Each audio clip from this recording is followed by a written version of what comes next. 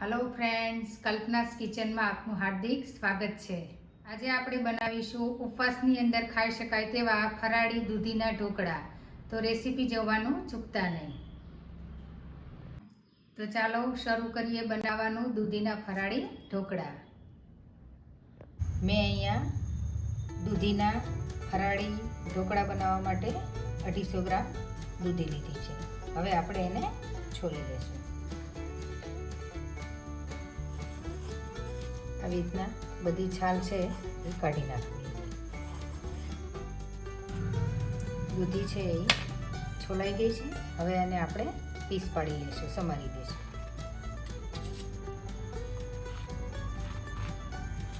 દૂધીના આવી રીતના આપણે મીડિયમ સાઈઝના પીસ પાડી દઈશું, જેથી કરીને પીસવામાં સરળતા રહે।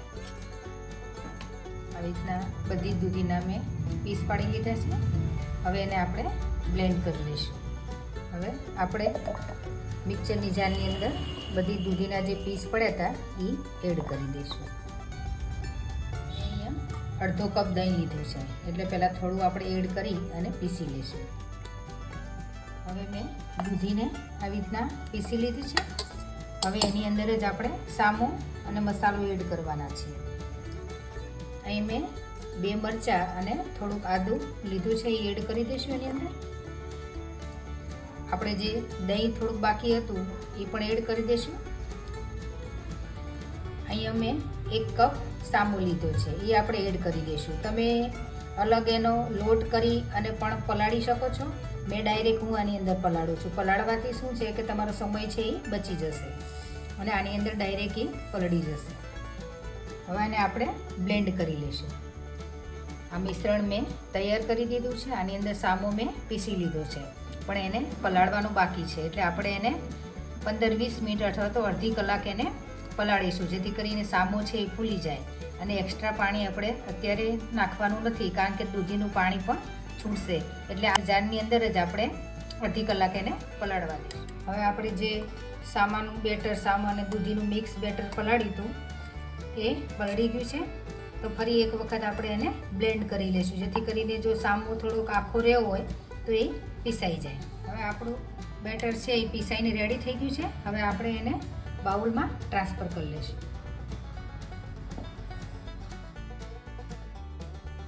હવે આની અંદર આપણે સ્વાદ પ્રમાણે મીઠું એડ કરીશું। મેં સિંધા નમક લીધું છે, સાદું તો પણ તમે લઈ શકો છો। હવે મિક્સ કરી દઈશું આપણે। ખટાશ માટે મેં દહીં નાખ્યું છે, છતાં પણ હું થોડુંક વધુ ખટાશ માટે થોડોક અડધો લીંબુનો રસ એડ કરું છું। તમે વધુ ખાટું ખાતા હોય તો એ પ્રમાણે એડ કરવો।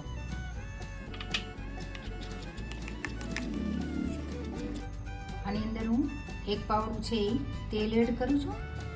આપણે ઢોકળા ખાતા હોય તો આપણને મોઢામાં ચોટે નહીં એટલા માટે, અને ઢોકળા છે એકદમ સોફ્ટ બને એટલા માટે મેં તેલ એડ કર્યું છે। હવે આપણું જે બેટર છે એ રેડી થઈ ગયું છે, તમે જોઈ શકો છો। આટલું આપણે ઢીલું રાખવાનું છે, એથી વધારે ઢીલું નથી રાખવાનું। જો કઠણ થોડું રાખશો તો ઢોકળા છે એ કઠણ થઈ જશે, એટલે થોડુંક બેટર છે એ ઢીલું રાખવું। હવે આની અંદર આપણે એનો ફ્રૂટ સોલ્ટ એડ કરશું। 1 પાઉચ મેં આ લીધું છે, એ આપણે એડ કરી દઈશું અને વ્યવસ્થિત આપણે એને ફીણી લઈશું। આ ઢોકળા ખાવામાં ફ્રેન્ડ્સ એકદમ મસ્ત લાગે છે, એકદમ ટેસ્ટી બને છે, અને તમે ઉપવાસ ન હોય તો બી આ ઢોકળા બનાવી શકો છો। એટલા આ ટેસ્ટી ઢોકળા બને છે, તો એકવાર જરૂરથી ટ્રાય કરજો। હવે આપણે બેટર છે એ થાળીમાં ટ્રાન્સફર કરી લઈશું। છે એ મેં અગાઉથી જ ગ્રીસ કરીને તૈયાર રાખી છે। હવે એની અંદર આપણે બેટર રેડી દઈશું। જો તમે 1 થાળી કરતા હોય તો 1 પાઉચ અંદર એડ કરી દો, અને 2 થાળી કરતા હોય તો તમારે બંને વખતે પાઉચ અલગ અલગ એડ કરવા। હવે આની ઉપર આપણે મરી છે એ સ્પ્રિંકલ કરી દઈશું, જેથી કરીને પચવામાં એકદમ સરળ રહે। આમ તો દૂધી છે એટલે પચવામાં એકદમ સરળ હોય છે, પણ મરીનો ટેસ્ટ પણ ખૂબ જ સરસ લાગે છે। જો તમે મરચું ખાતા હોય તો બી તમે આની ઉપર એડ કરી શકો છો। હવે મેં અહીંયા પાણી ગરમ કરવા મૂકી દીધું છે। તો આપણે પ્લેટ અંદર રાખી દઈશું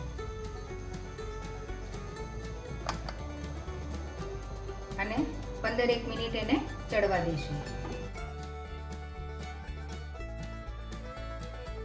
જ્યાં સુધી આપણા જે ઢોકળા છે એ સ્ટીમ થાય છે ત્યાં સુધી આપણે ચટાકેદાર ઢોકળા માટેની ચટણી તૈયાર કરીશું. તેના માટે મેં અહીંયા મરચાં લીધા છે, એક મોડું લીધું છે અને એક તીખું લીધું છે. તમે તમારા ટેસ્ટ મુજબ લઈ શકો છો. અહીં મેં થોડું આદું લીધું છે. મીઠા લીમડાના પાન લીધા છે, એ બિલકુલ ઓપ્શનલ છે.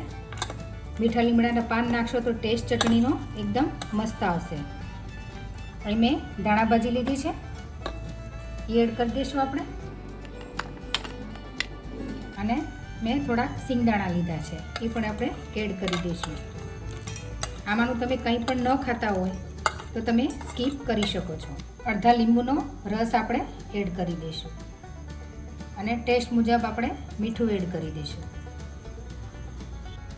આપણી ચટાકેદાર ચટણી છે એ તૈયાર થઈ ગઈ છે. મેં થોડુંક પાણી એડ કરી દઉં. તમને જેટલી લૂઝ ફાવે એટલું તમે પાણી એડ કરી શકો છો. આ ચટણી છે એ ઢોકળા સાથે એકદમ ખૂબ જ ટેસ્ટી લાગે છે. હવે આપણે જોઈ લઈએ કે ઢોકળા સ્ટીમ થયા છે કે નહીં. 15-20 મિનિટ જેવું થઈ ગયું છે. ઢોકળા છે આપણા કમ્પ્લીટલી સ્ટીમ થઈ ગયા છે. હવે આપણે એને ઉતારી લઈશું. ઢોકળા છે આપણા વ્યવસ્થિત સ્ટીમ થઈ ગયા છે. તમે જોઈ શકો છો, હાથમાં ચોટતા નથી. તો એની ઉપર સોફ્ટ રહે એટલા માટે આપણે થોડું થોડું તેલ છે એ લગાવી લઈશું. એટલે છે ઢોકળા છે એકદમ સોફ્ટ રહે અને શાઇનિંગવાળા રહે. હવે જે આપણે દૂધીના ઢોકળા બનાવ્યા હતા એ ઠરી ગયા છે. હવે એના આપણે પીસ પાડી લઈશું.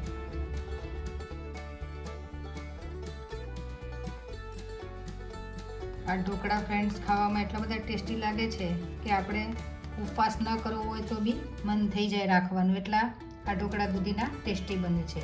અને ખાસ કરીને બાળકો દૂધી ન ખાતા હોય તો આ એક હેલ્ધી ઓપ્શન છે કે તમે આમાં નાખીને એને ખવડાવી શકો છો. અને સામો બી નુકસાન નથી કરતો, એટલે એ બંને હેલ્ધી છે તો તમે આપી શકો છો. આડું અવડું ખાઈને કંટાળી ગયા હોય તો આ એક હેલ્ધી ઓપ્શન છે કે તમે અલગ કંઈક કરી શકો છો ફરાળ માટે. મેં અહીંયા ઢોકળાના વઘાર માટે મોટા 2 ચમચા તેલ લઈ લીધું છે. એને આપણે ગરમ કરી લઈશું. એની અંદર આપણે જીરું એડ કરીશું.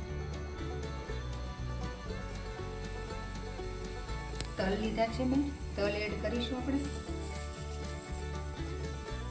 મરચાં અને મીઠો લીમડો લીધો છે એ એડ કરી દઈશું આપણે અને વ્યવસ્થિત હલાવી લઈશું.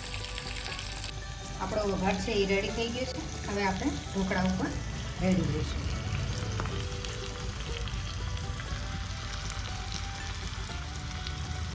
તલથી ઢોકળાનો દેખાવ છે એ ખૂબ જ સરસ આવે છે. તમે ઉપવાસમાં ખાતા હોય તો એડ કરવા, નહીં તો સ્કીપ કરી દેવા. આપણો વઘાર બધો રેડાઈ ગયો છે. કોથમીર છે એ સ્પ્રિંકલ કરી દઈશું આપણે. એકદમ મસ્ત લાગી રહ્યા છે આપણા ઢોકળા. એકદમ સોફ્ટ અને જાળીદાર બન્યા છે. હમણાં એક પીસ કાઢીને તમને બતાવું. એકદમ મસ્ત બન્યા છે અને ટેસ્ટી પણ એવા સરસ બન્યા છે. તમે જોઈ શકો છો એકદમ જાળીદાર બન્યા છે અને એકદમ સોફ્ટ બન્યા છે અને ખાવામાં પણ ખૂબ જ એવા ટેસ્ટી બન્યા છે. તો તમે ચોક્કસથી આ ટ્રાય કરજો. આપણા સુપર ટેસ્ટી અને મજેદાર ઢોકળા રેડી થઈ ગયા છે. તમે જોઈ શકો છો એકદમ મસ્ત લાગી રહ્યા છે. એનો કલર અને જાળી તમે જોઈ શકો છો, એકદમ સરસ બન્યા છે, જાળીદાર, એકદમ સોફ્ટ બન્યા છે અને ગ્રીન ચટણી સાથે ખાવાની તો ખૂબ મજા આવી જાય એવા આ ઢોકળા બન્યા છે. તો એકવાર જરૂર ટ્રાય કરજો તમે. તો આ ઢોકળા તમને કેવા લાગ્યા તો મને કોમેન્ટ સેશનમાં જરૂરથી જણાવશો. તો આ મળીએ નેક્સ્ટ વિડીયોમાં. ત્યાં સુધી બધા જ ફ્રેન્ડને જય શ્રી કૃષ્ણ. મારી રેસીપી જો તમને સારી લાગે તો મારી ચેનલને લાઈક, શેર અને સબસ્ક્રાઈબ કરવાનું ભૂલતા નહીં. Thank you.